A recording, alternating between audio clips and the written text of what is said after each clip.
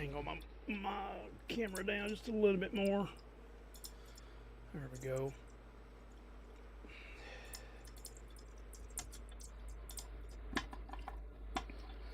Okay, so we should be live right now on YouTube. Yes. There we go.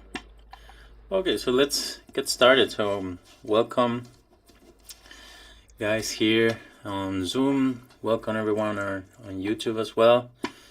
So I'm Miguel, this is Eric. We're both instructors here at the GuitarZoom Academy. And today we're giving this free lesson. So it's a little showcase of what we do daily here at the GuitarZoom Academy. And along with the personalized feedback, and we have lessons on different topics, we have open rooms. And so today we're going to be talking about borrowed chords, and so you can get a glance of what the GuitarZoom Academy is. And if you enjoy the session, we're going to be leaving a link here in the chat. There is on the YouTube chat. So if this is something that interests you, if you want to take your guitar playing to the next level and get feedback from instructor like Eric, like me, like the other instructors that we have here that you might already know, feel free to click on that link, and we'll be happy to have a conversation with you and yeah, get you on board. Okay, so today we're going to be talking about borrowed chords. So what's that? Eric, what's your definition for that when we talk about borrowed chords? Okay, so my definition would be chords that we would borrow from either, probably most likely, a different key. Right. And for the most part, about as far as my theory goes on this is the whole idea of borrowing from a parallel key, or sometimes called parallel modes. Basically, that means, to keep it simple, if we're playing a song in the key of C major, then naturally we can use some of the chords from the minor parallel mode of C minor. So in C major, everything is all natural. We have C, D, E, F, G, A, B, and there's minors and diminished, sprinkled throughout those. And the same thing happens in the other keys. C minor, we can take some of those and we'll kind of like lay out. I've got a little thing pulled up here. We can pull up here in just a minute, so we can compare what is in all these different keys, so that we can actually borrow chords from that parallel mode. If we stacked C on top of C minor, we would see the relationship between the chords of both of those keys. And then we could just pick and choose which one of those we wanted to borrow. So for the most part, that's how I kind of see borrowed chords is, whenever, and you hear a lot of this in cinematic music, when you hear a lot of soundtracks and these epic kind of sounds and everything, it's because they're borrowing chords from other keys, or maybe even other modal keys. So I don't want to get too deep in the weeds, for this kind of class, but that's basically how I see it. Sure. And yeah, I would say not only like cinematic music, but also, like pop music, rock music. It's very common to find at least one chord here and there. There are some that are more common than others, and so yeah, it's a good tool for songwriting. And then also to recognize those chords. Maybe if you're starting to learn about the chords that belong to a key, and you're analyzing one song and you find one chord that doesn't match with the chords of that key, well, it's one of these borrowed chords. So it's a chord that belongs to a different tonality, right? Yeah. So yeah, I would say we can check that. Do you have a file there to share? I've got something I just pulled up off the internet here, just to kind of look and see what's going on. So all I did was I did a search on the internet for what's the chords in the key of C minor, because C major is pretty easy. If you're familiar with the kind of formula for keys, first off we have it's major, and then D would be minor, E would be minor, F would be major, G major, A minor, and then we have B diminished. Let's see if we find it here. B diminished, and then back to C. Okay, so what I did, it's a little harder to kind of figure out what the chords of C minor are because of some things that are being flattened and sharpened and all that stuff. So if we started with the 1 on C minor, now the 1 becomes minor. So we have C minor. We have D diminished, or minor 7 flat 5, E flat major, F minor, G minor, A flat major, B flat major, back to C minor. And within those, they sound very nice. They sound very cool. So with this, if we were to take and like stack up C all the way to the end of C again, so we have C, D, E, F, G, A, B, and then C minor, D diminished, E flat, and all this stuff, we could kind of like point arrows up between those, and we can kind of like see the parallels between those. Okay, so let's see if I can, I don't know if I can do this or not. Let me see if I can do this. This might be a little easier. C minor, D, I think it's, Yeah. I'm just If gonna you want, go with- I have it here in the. Okay, yes, please. It'd be a I lot have easier this for me. note here. Be a lot easier So I for me can- having to do this. So let me go ahead and stop sharing the screen if you can do that. Let me change this so like this. Can you see Awesome. this? Yes. Oh, okay. Much more more professional than what I can do. Great. Thank So you, yeah, Michelle. but Live here I solo. have exactly what Eric was saying. So here on the top in black, here we have the chords that belong to C major, and here you have the numbers. So that would be kind of like the degree of the scale. So the 1, the 2, the 3, the 4, and yeah, each chord has a specific type. So it will be major or minor. So we have here in the major, the 1st, the 4th, and the 5th are major. The 2nd, 3rd, and 6th are minor. And the 7th chord is this diminished chord, right? And here in blue, I have, it's the same. So the 1 is C, the 2, D, E, F, G, A, B, but matching the minor structure. So again, we're not going too deep into that today, but that's why we get E flat instead of E, or A flat, B flat, and also the kind of chord change. So the first chord will be C minor. Here we have in the second chord, we have the diminished chord, D diminished, and again, so it's very similar. It's the same kind of chords, but they're kind of shifted. So here we have kind of the chord that we could replace.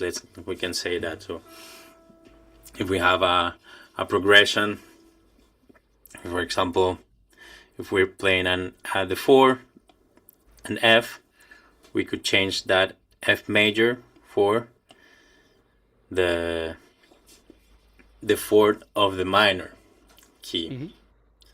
So instead of playing F major, we'll be playing F minor. And we could do the same with each degree of the scale. We have that relationship. So it's like switching to the minor key for a second, and usually you just come back and keep playing on the key of C major. So for example, maybe we could give an example. What would be kind of your go-to example for this, Eric? So I think one of the most common is the 4 in switching it to a minor. Right. So if I'm in C, actually I just was talking to another guy who's working on a different song by Bob Dylan called "To Make You Feel My Love." Ah, yeah. And that uses a 4 minor in it. So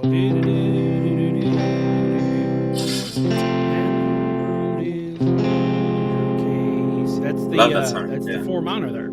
So if we go to a 4, a lot of times what happens is we can either substitute that or borrow the chord with an F minor, or we can go straight to it after the 4. And when I'm doing this, I don't think of, okay, I'm going to borrow the chord from C minor. I don't think like that. You know, there's not enough time to think about all switching and converting and translating all this stuff. You just get familiar with what the chords are in the other keys, and also the sound. With me, I didn't know any of this theory stuff when I started. I just did what sounded good to me. And one day, somehow I stumbled upon that 4 minor,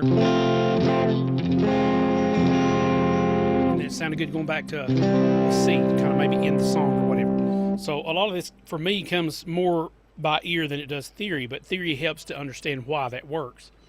So I would say the 4 minor is a good one. So instead of going from the major to the minor, we could substitute, go ahead and put a 4 in there and see what happens.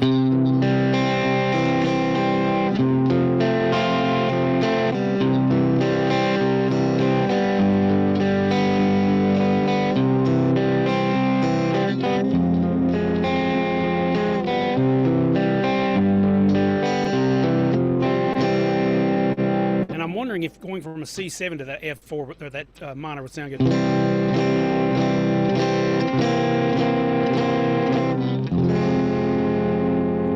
Almost sounds more, sinister or anything, almost like if you want a dominant 7 to sound better, just go to the major of it first, and then you can come down to that minor 4. But that's one example of borrowing one of the chords. Let's see, what I'm thinking of is like kind of like that 50s, 60s song Crocodile Rock.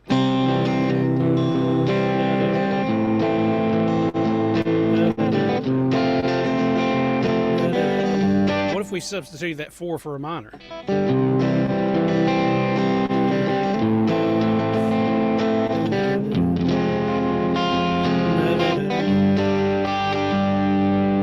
So the cool thing is you don't have to do that every single time, but it's a nice surprise for the listener if, like, let's just say maybe the last verse, you throw that in there for like a little surprise, so that your ear, maybe after so long in the song, your ear's used to one thing, and all of a sudden you throw something in there like a borrowed chord, all of a sudden the audience is perked back up, and that gives them a second wind to continue listening to what you're doing. Yeah, that one, the minor 4th, I think it's definitely one of the most used one. I was thinking of Blackbird. Blackbird also has the whole thing.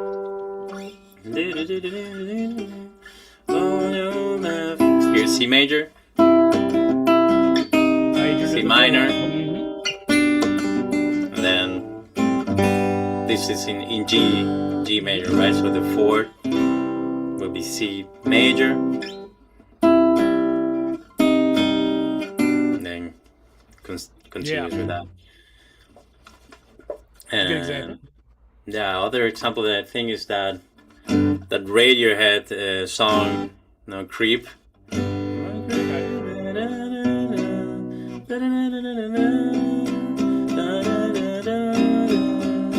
Yeah. So it also plays other Exactly. chords that I also kind of borrowed for, but it goes to that minor 4th as well. Yeah, and even that second chord you went to sounded like it wasn't in the key, so that may be a borrowed chord of some kind too. Exactly. So, and I think that's that kind of chord, like using, for example, the 5 or the dominant chord of the chord that you're going to. Mm-hmm. That could also be considered, a borrowed chord, right? So, for example, when you play that C7 to go to F, we could consider also that C7 as a borrowed chord of F. It would be in that case, right? Yeah. So, Another good one is when you take the flatted seventh, so the B flat in this case. So.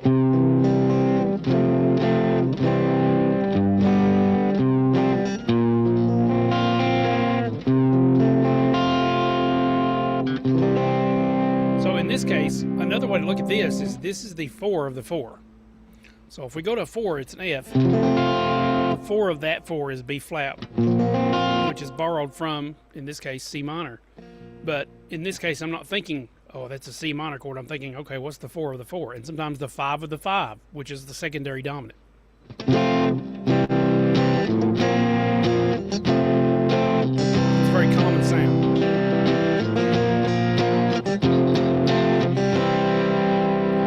But if we think of that as a borrowed chord, it's pulled from the C minor. It's not substituting another chord, it's actually adding that chord into the key of C major. That's right. Another one. Yeah, that's that's really funny great. because that kind of makes you, if you see those chords kind of isolated, it makes you think like the song is in F, right? Because you would play kind of like the 4, the 1, and the 5, but it sounds like when you play that C, it sounds like you're home. Yeah. Like that's the 1. Exactly. Yeah. Another one. Let's see. Let me go back to what I was looking at here. Okay, that's not exactly what I'm thinking of there.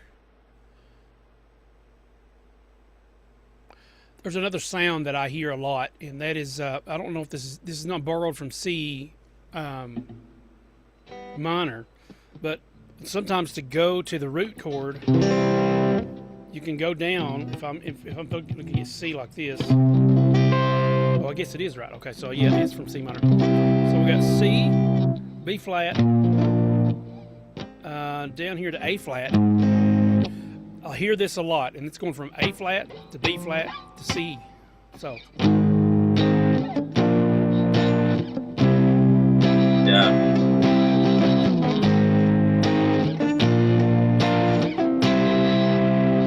So that's A flat from C minor, B flat from C minor, going back to C. Sounds pretty epic. Yeah. Yes, exactly. And it's funny, a lot of these examples we're using are directly from the parallel key of C minor. And the reason they work so well is because both of these keys use the tonic of C. All of it's revolving around some kind of form of C, whether it be major or minor. So that's why they're so easily interchanged like that. In fact, I think this is what's called modal interchange as well, right, Miguel? Right, exactly. So yeah, so what Eric was playing there was playing in C major, so playing this chord, right? And then playing the 6 and the 7, that should be A minor, and this B diminished, right? So it will sound.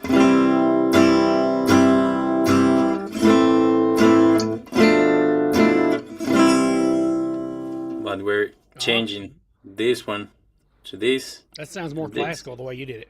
Right. So it will sound like that.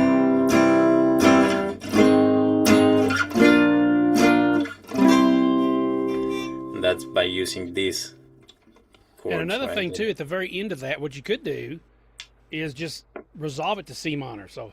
Right.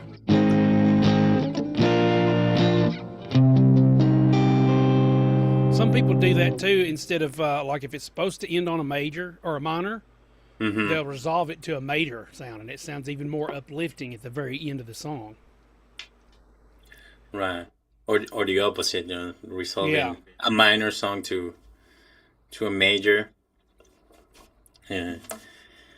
Another one that I'm thinking is so we are in C major, is using the third chord and the relative. Well, this the minor key wouldn't be there, the relative minor. So going from here to here, and then, for example, to here. Ooh, nice. Curious to hear how that sounds.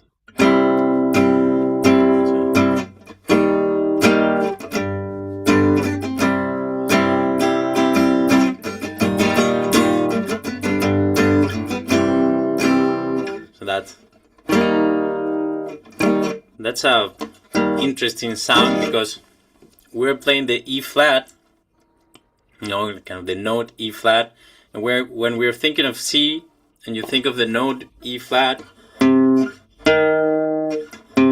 that's a minor third, so it kind of takes you to this minor sound, but we're playing a major chord over that E flat, so E flat major.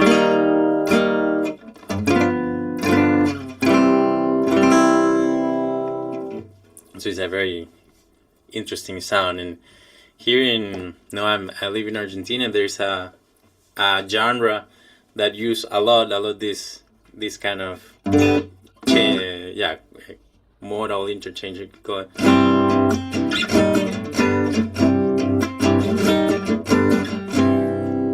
With that kind of rhythm, using this. Play that instead of go from C to E flat and then to B flat, because that's what my ear heard when before you went to the G. I was like, wait a minute, this sounds different than I heard. That's what I heard. Yeah. Also, yeah. It's almost like the opposite of what we're doing, going backwards from. Right. So you can combine those two, you know. Mm-hmm. And that's how people, when they write songs, this is a great way to do it. Just experiment with different sounds, using the parallel keys and different things like that. So very, very interesting stuff. And you could just go on for ages on this. And this is a good way to kind of like, maybe when you hear a song or hear a soundtrack or whatever, figure out the main key it's in. And then when you hear a weird chord come up, find the parallel minor key and see if it's one of those chords. And that's a good way to kind of like reverse engineer or reverse analyze songs, just to get some ear training. I think that's a good ear training exercise too. Yeah, I was thinking of other examples. I was thinking of that song by the Beatles, you know, Something. Then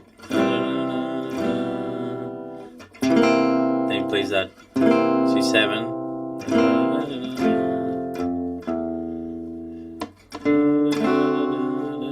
That's a D major instead of a minor, yeah.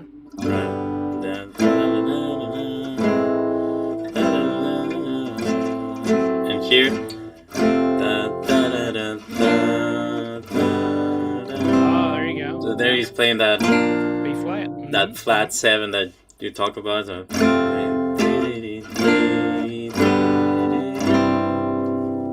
It's beautiful, you know, that wow, yeah. ending.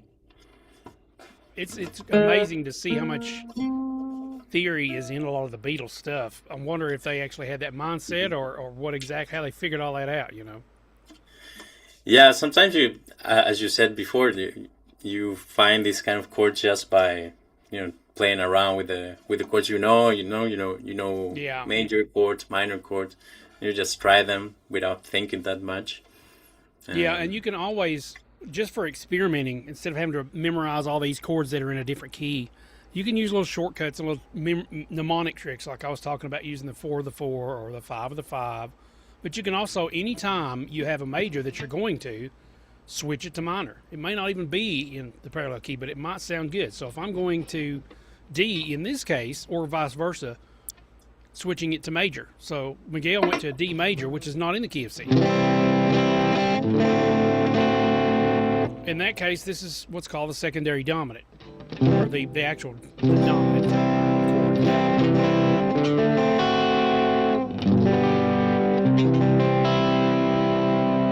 So this is a dominant 7. So the dominant, the 5, is actually the G here.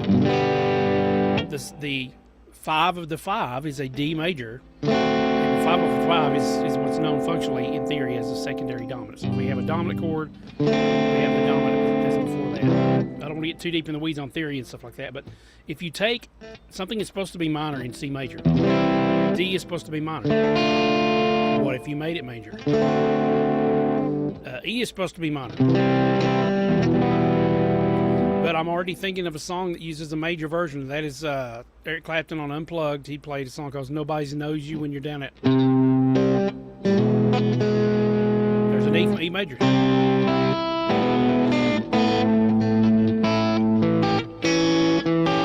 notes. Again, there's an A major instead of an A minor. Then the D minor. Back to A major.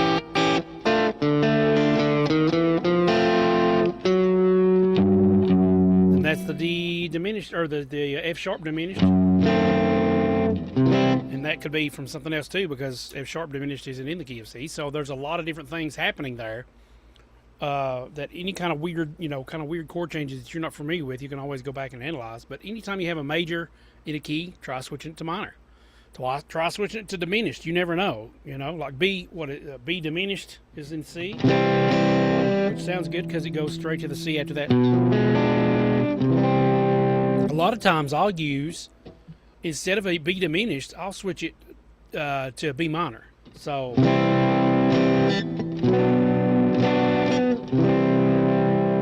it just sounds better when you're going to, let's just say, got to get back to it. So I'm going to go probably from the 5. Let's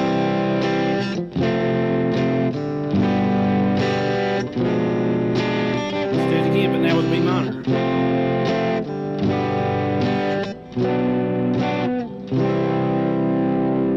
So it's still a B. It's still a note that leads into a C. What if we did B7, a B major? To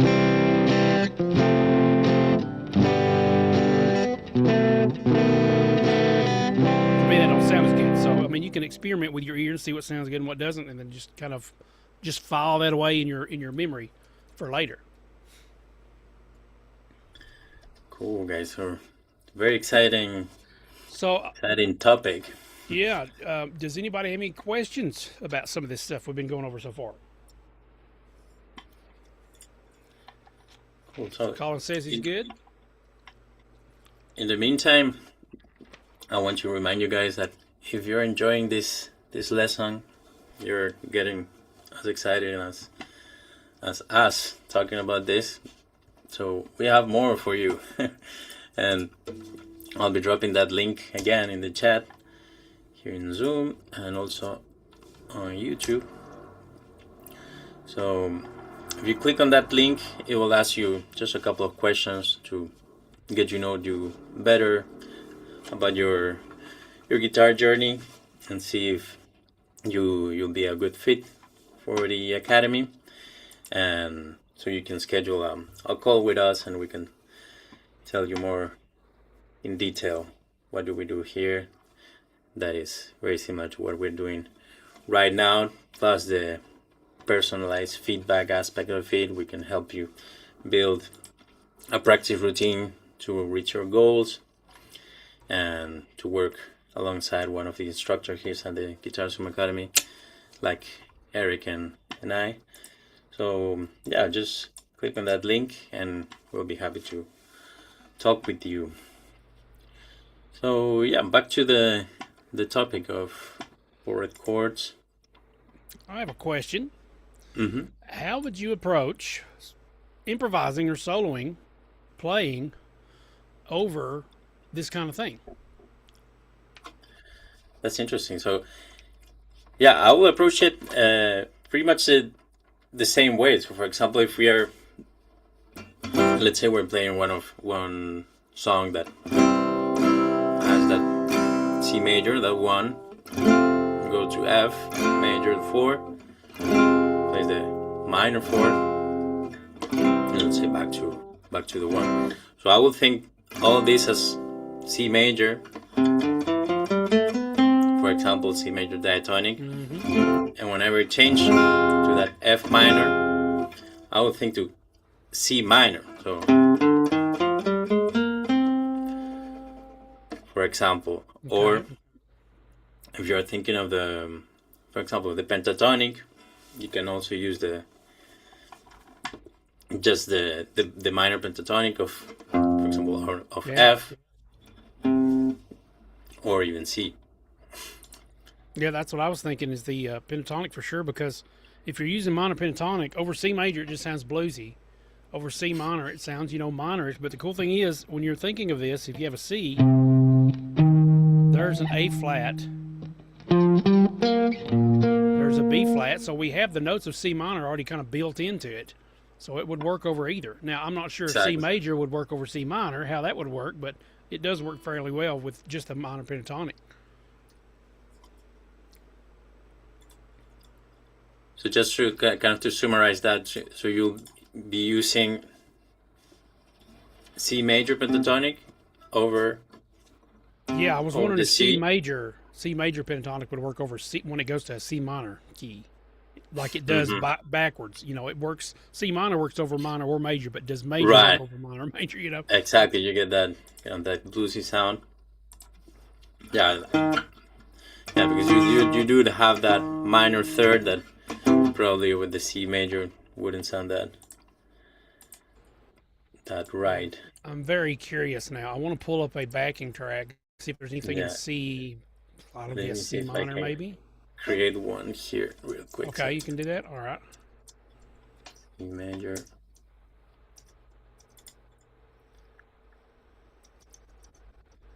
Let's do it like this. So we can do.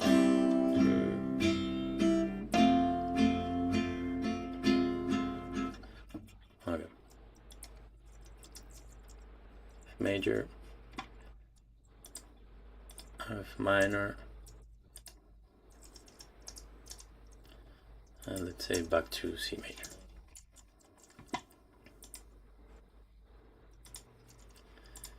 Let's see how this sounds.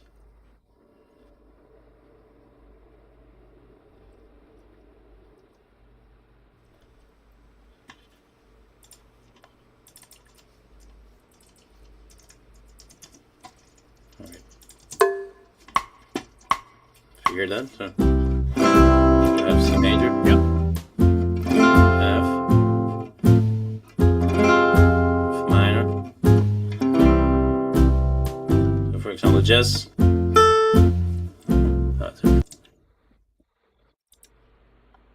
going to share the screen with you so you can see this.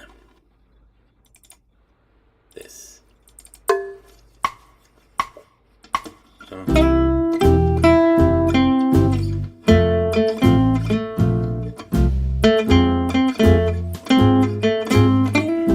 I'm just using C major pentatonic.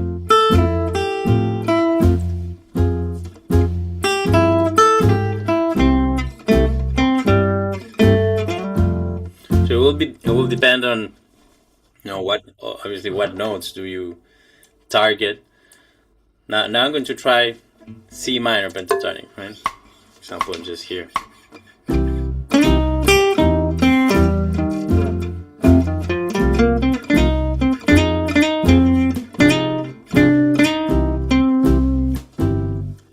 Oh, now I know why it's skipping that last measure, because I didn't add the bar. What are you using to make your backing This track? is iReal. It's called, you can see here at the top, iReal Pro. Well, it's not showing the top of it. It's called Yes, iReal. let me. Oh, interesting. Yeah, it doesn't say the name. I can write it in the chat now. Interesting. Let's try again. So, for example, now this is how I would approach this. I'll think of C major pentatonic for C and F, and when it goes to F minor, I will think of C minor pentatonic. So that's kind of the same. The first thing I would try, for example. So.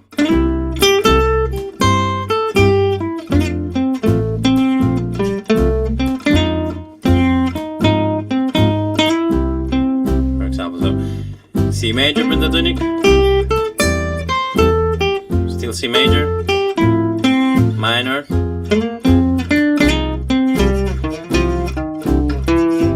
and back to major. Okay. So about half of the track is major and half the track's minor. Right. Okay. Nice. So yeah, so kind of like this. Just this bar, actually. So here I will go back to C major pentatonic. Oh, okay. That's how I will approach this. And what if I go, instead of C minor, maybe to F minor? So.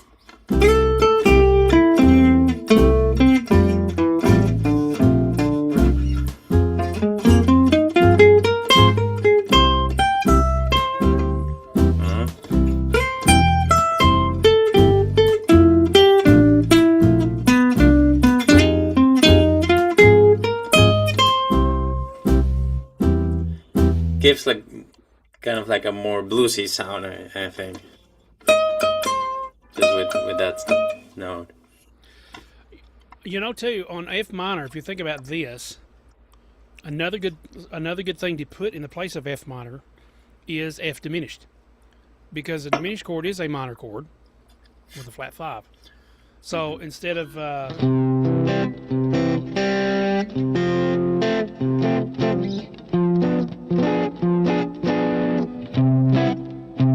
so you might be able to get away with soloing some of the diminished notes from F diminished there too, if you wanted to go a little bit more deep, into that. It's kind of also what happens in the blues, right? When you have, for example,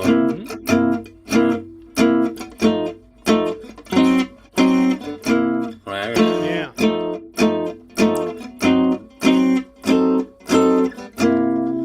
Over the Nice. the 4.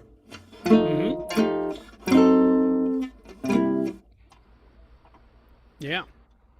So yeah, it's true that it's very similar, because if you look, for example, at C7, sorry, I'm playing F7 and an F sharp diminish, it's just one note that changes, right? So instead of F, I'm playing F sharp. So yeah, it's very close. Yeah. Cool. So I would like to maybe talk a little bit more about those secondary dominants that are more are also part of these borrowed chords, and yeah, those definitely you can hear them all the time in the song. So basically, within a key, for example, C major, we have the 5 that also usually we can play it like that, so it's a C7, and this is the chord that creates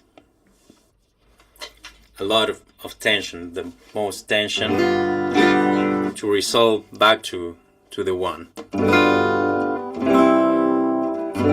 Right, it has that interval that resolves very nicely to the 1. So this concept of the 5 creating that tension that resolves into the 1, we can apply it to each chord. So again, so let's write it like this. So for C, it will be the G7. Just that will be the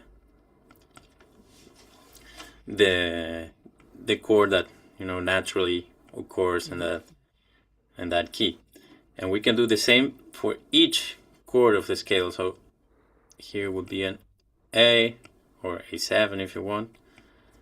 You can resolve either to the minor or the major version. Here we'll have B7, we'll have C7, sorry about that. Here we'll have D, E, and well, this one, I guess we won't be using it that much, but maybe this will be F sharp, right? So now, for example, going back to that song, for example, the Beatles songs, Something. There we start with a, you can see that. So start with a C, right? Well, plays a C major 7, but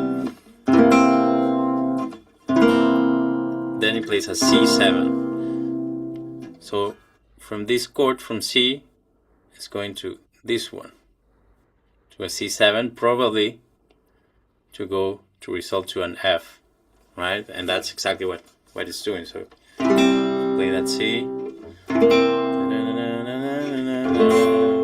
F, right? So F to, sorry, C to C7 to F. Then it plays this chord, a D7. Then again, if we look at the C major chords, the D should be a D minor, right? But it's playing a a D7. And why? Well, probably because it's going to a G. And that's exactly, again, what it's doing. So G. So again, it's borrowing this D7 from the key of G to go to that G. Before it was borrowing this C7 from the key of F to go to that F. So every time you are going to any chord, you can throw that 5 before to create more tension and get to that chord. Always, making sure it doesn't have any conflict with the melody, but usually it should work. So we have another way to see it will be, see, this is the 1, this is the 4, and this will be the 5 of the 4. Mm-hmm. Then it was playing that D7 that usually we will think it of as a 2, but this is resolving to G, which is the 5 of the 5, right? Mm-hmm. Resolving to that 5. So that's kind of like the basic idea of using these chords, the 5 of each one of these, and we can also use it to go to one of the minor. Well, if we use it to the minor keys, we might need to adjust some of the chords. So yeah, so for this one works, for this one will work, for this one as well. But for example here it works this way. And if we want to go this way, we will need to use a B flat 7 just to follow the right interval, right? So for example, okay,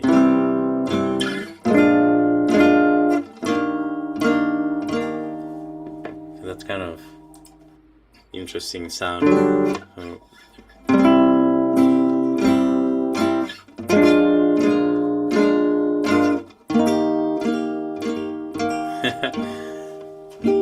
Sounds interesting. So the same progression that we were playing before, of C major to E flat, for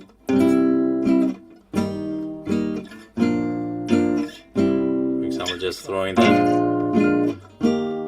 that 5 before the E flat.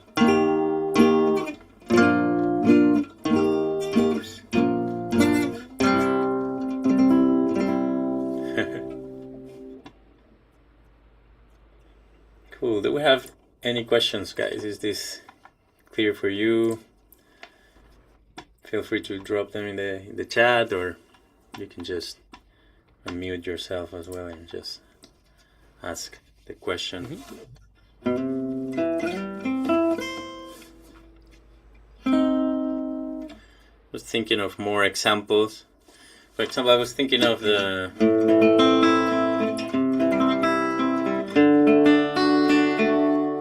D major. We can also think this as C major or A minor, which is basically the same notes. And that D should be D minor if we follow, the notes of the scale, right?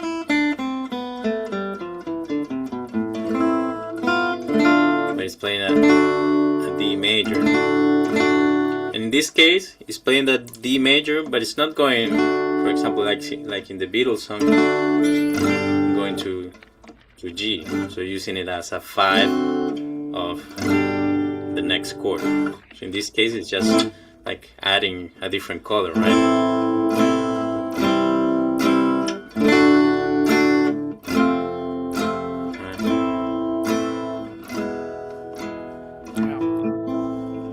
Another song that comes to mind that I would probably suggest borrows a lot of chords is Hotel California.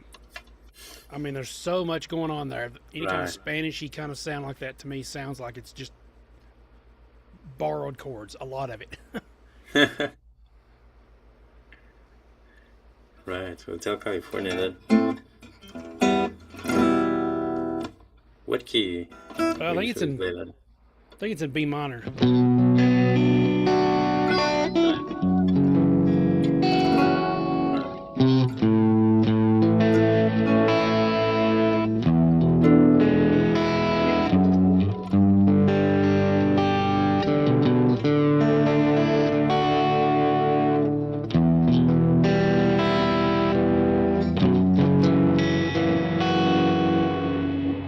That just sounds like there's got to be borrowed chords in there somewhere. So if in the key of B minor, yeah, just write that out real quick. So we got. Let's see So if I already can. we're starting it, and it's the same composition as what we did with C minor. So it's got minor. I think the next one's diminished, major, minor. You know, just the formula kind of follows the same Let's see if we structure. have the B minor. Good. Then F sharp 7. Right. Then we got A major, A E major, 7, E major, E7. G, the D, E minor, back to that F sharp 7. Right. E minor.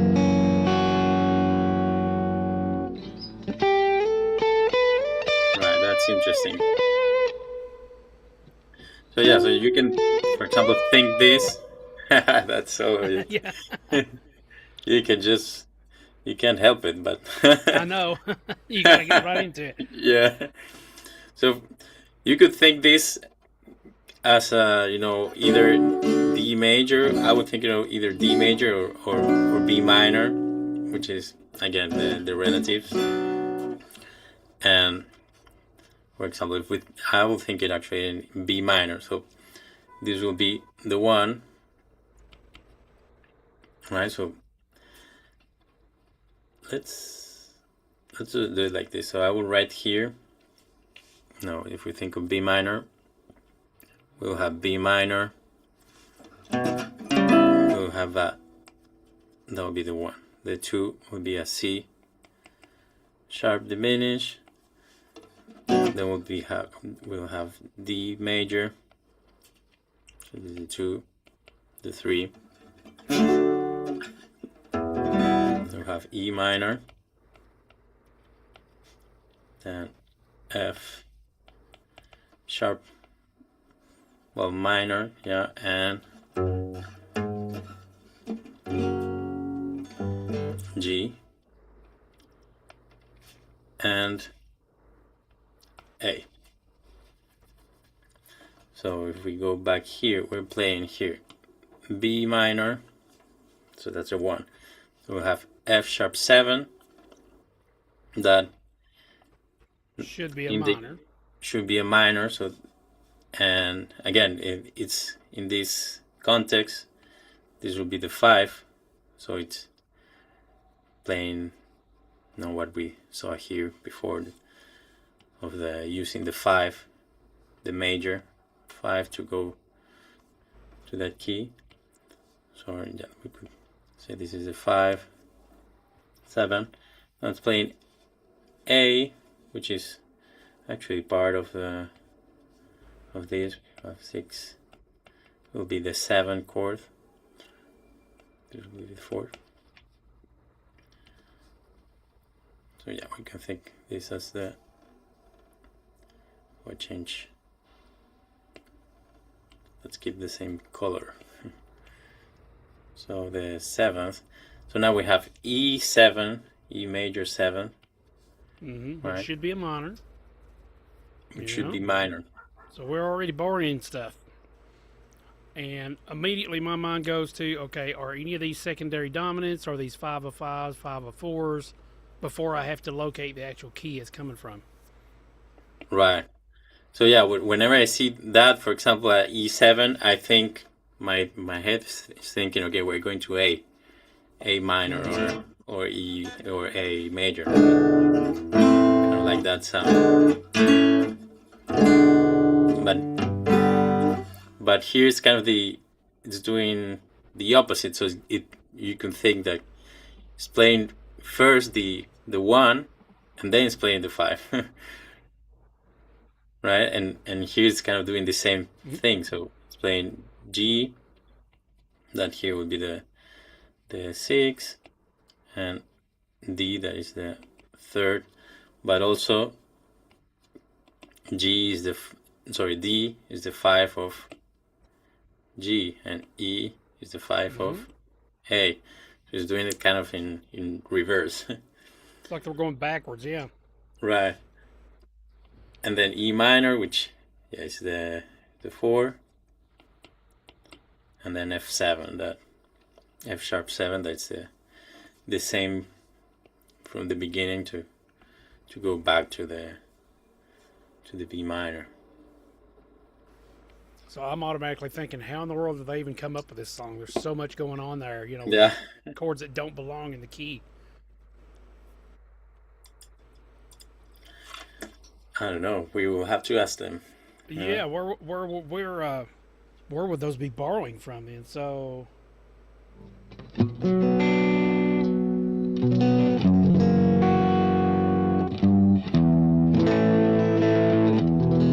bring that chart back up real quick. Another thing I think of is B minor is actually, this is another can of worms, but B minor is actually in the key of D. Because right. it's the 6 of D. So we could think of that, and we could say, okay, well, let's go to the key of D, see what happens there. Or we could either do that, or we could go what's in B major. So those are probably the first two places I would tackle. What's the relative major of this minor key, which is D, or what's the parallel of it, which is B major. Right. That's probably where I would start. So you got two pathways to go to. B major. And then if it's not either of those, then you cross that bridge when you get to it. But yeah, you think, for example, of the 4 of B, that would be exactly E major. You have B major and F sharp major, which are the two chords that I'm playing. So this F sharp and this E. So it's adding the 7th of the right.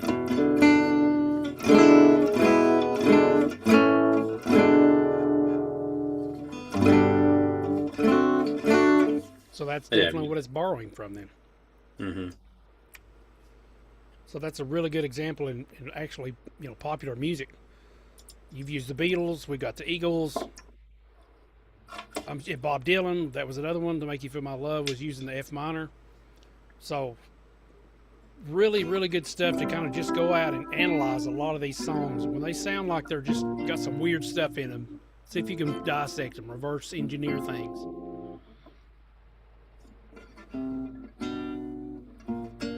Yeah, it was actually that one, the Bob Dylan song.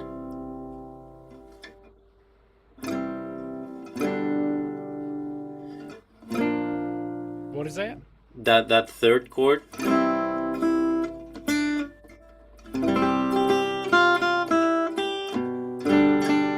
Oh, the Bob Dylan. This one. Yeah.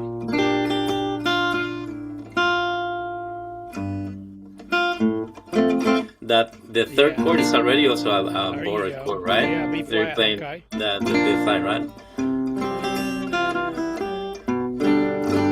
The 5? No. Then the minor 4th.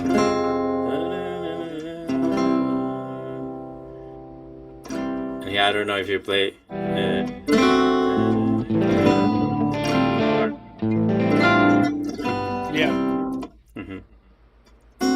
So yeah, that's a great one, about Bob Dylan.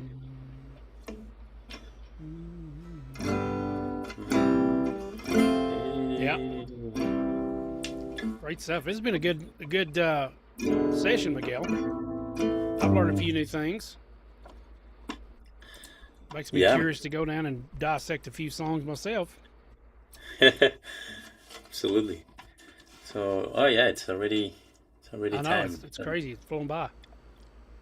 So yeah, guys, if you guys don't have any more questions, we're gonna be dropping that link one more time. So you have them, and we'll be happy to again to talk with you and introduce you to the academy. And yeah, we hope you enjoyed the session, that you learned a couple of new things, and we look forward to the next one. So we're doing these sessions every week, at least twice. So be sure to join the free academy, and if you want more, you have the link with all the information. So yeah, thank you, Eric. Thank Thanks you very much, Guy. for joining, Yeah, and been a see you pleasure. next time. See you guys. You have a great weekend. Thank you. Bye bye.